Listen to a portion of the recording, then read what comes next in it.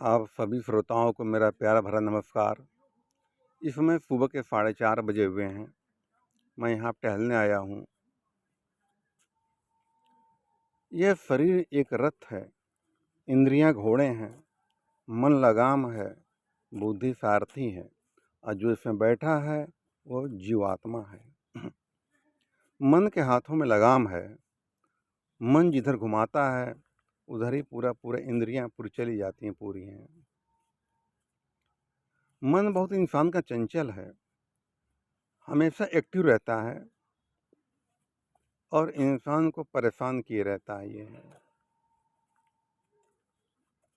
कहते हैं मन के हारे हार है, मन के जीते जीत है। ये एक किसान था, बहुत सी खेती बारिश की थी, अकेले काम करके थक जाता था। उसको मालूम पड़ा कि कोई महात्मा संत आदमी हैं, उनके पास जिन है, वो सारा काम कर देता हुआ है। तो उनके पास गया वो और कहने लगा कि महाराज, मेरा घर बहुत बड़ा है, मेरा बहुत काम करना पड़ता है, आपके पास जिन हमको दे दीजिए, मैं काम करवाऊँगा। महात्मा जी वो मना किया, मना कर दिया। तो महात्मा जी पर बैठा रह गया, वो घर के बाहर बैठा रहे, कहने महाराज मैं लेके जाऊँगा, मुझको आप दे दीजिए। महात्मा जी ने देखा 3 दिन तक पड़ा बेचारा हुआ है, तो महात्मा जी की दया आ गई, उन्होंने उसको दे दिया और कहा इसे निरंतर काम करवाते रहना। कहें ठीक महाराज, निरंतर मेरे पे बहुत काम पड़ा हुआ है, कब मैं करवाता रहूँगा। उसको ले गया तो जिन ने कहा कि हमें निरंतर काम चाहिए, हम खाली नहीं बैठेंगे, और खाली बैठे तो तुम्ही को हम खा जाएंगे तुमको। कहने ठीक है, मेरे बहुत काम मेरे पास पड़ा। उसको ले गया, सारा काम बताने लगा, ये काम कर दो, वो काम कर दो। जिन था बहुत जल्दी जल्दी काम कर देता था वो। अब जब वो सोया, सोने न दे उसको, कहने लगे काम खत्म हो फिर काम बताओ। बेचारा उल्टे सीधे काम बताता है, वो करता रहता है वो।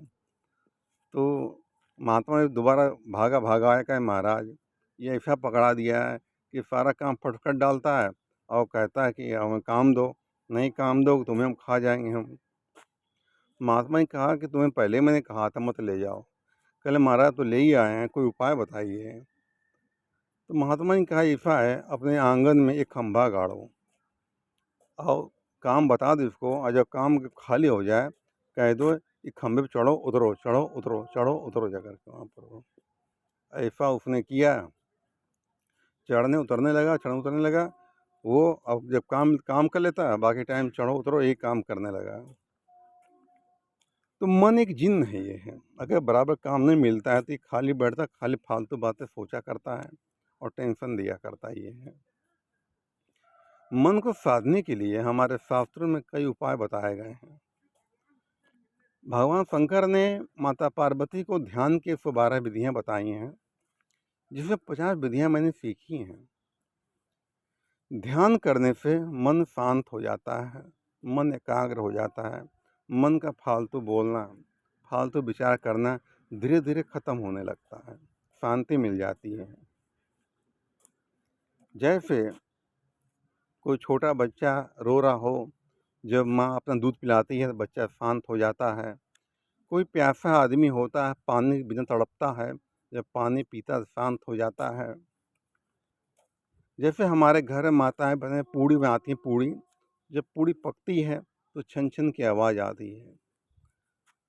इसी तरह जब पूड़ी पक जाती है तो आवाज़ शांत हो जाती है। इसी तरह जब इंसान को ज्ञान हो जाता है, इंसान शांत हो जाता है, उसका भटकना बंद हो जाता है।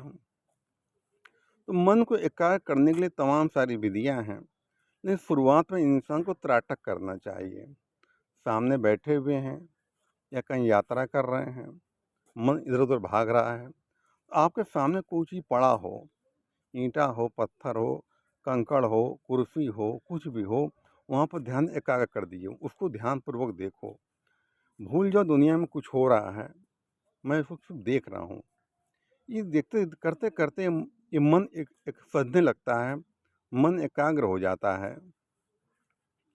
त्राटक बहुत ज़रूरी है करना। सुबह उठें, टहलें, थोड़ी देर बैठ जाएं, अपने सामने कुछ पड़ी हो उसको देखें, उसको मन को बिल्कुल साध लें, सारी ऊर्जा उस पत्थर के ऊपर, उस चीज़ के ऊपर अपना लगा दें। आप पाओगे कि मन के विचार खत्म होने लगे हमारे।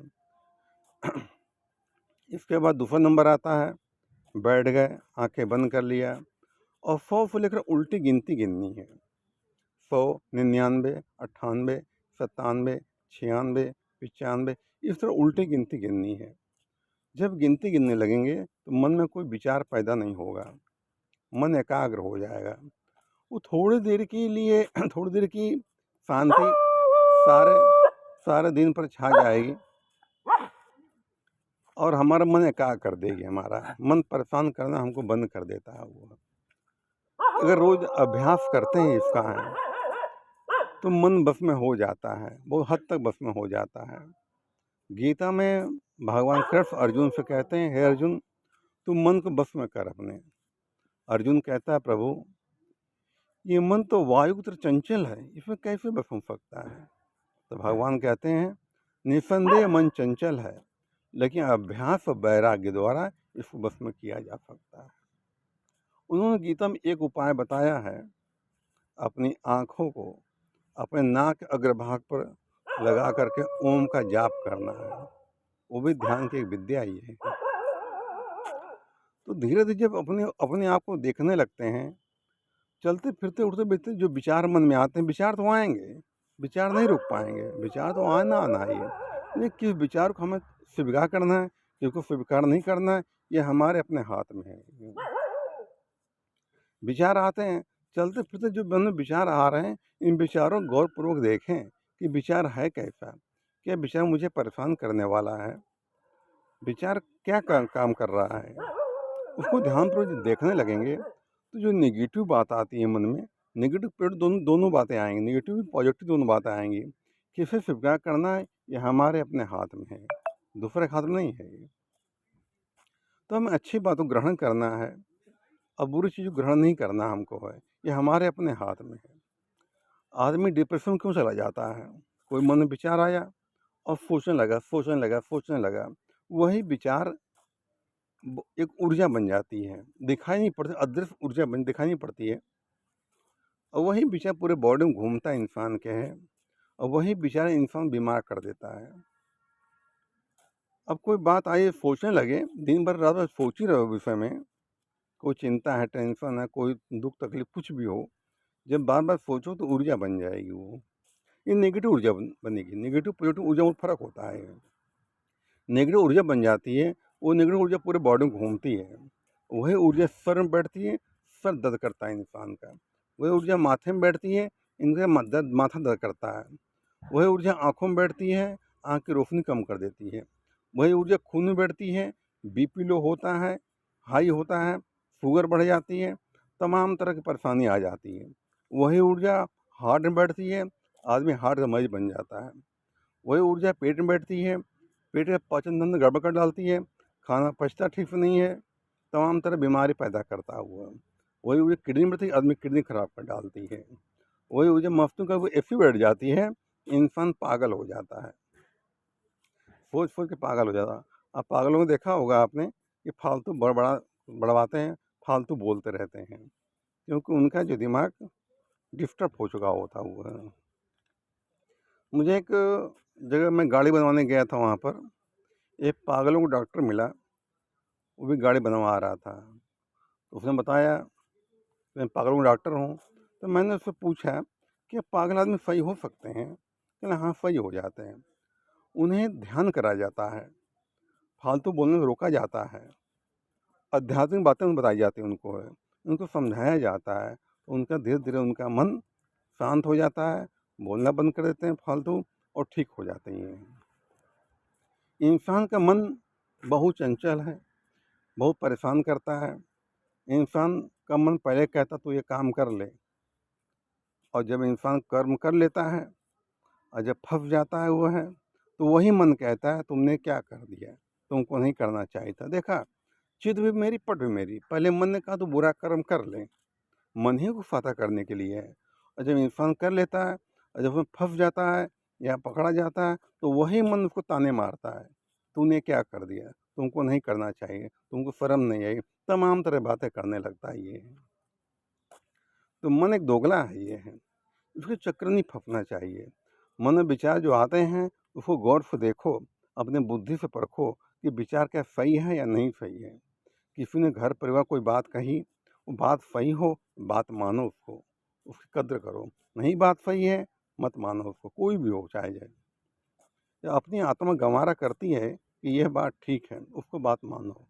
अच्छे बुरे निर्णय इंसान, भगवान ने इतनी बुद्धि दे रखी है कि अच्छे और बुरे के निर्णय इंसान खुद कर सकता है।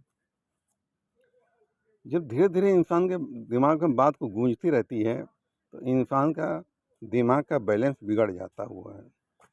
इसी चक्कर में किसी हार्ट अटैक हो जाता है, कितने लोग आग लगा लेते हैं डिप्रेशन में, कि दूसरे को मार देते हैं, अपना आपा खो बैठते हैं। इंसान का एक मित्र है जो हमेशा उसके साथ में रहता है, वो धैर्य है, धीरज है। इंसान परिस्थिति से जितनी परिस्थिति खराब हो जाए, इंसानों का धैर्य नहीं खोना चाहिए। जो इंसान अपना धैर्य खो लेता है, उल्टे से कदम उठा लेता है और अपना ही जीवन बर्बाद कर डालता है।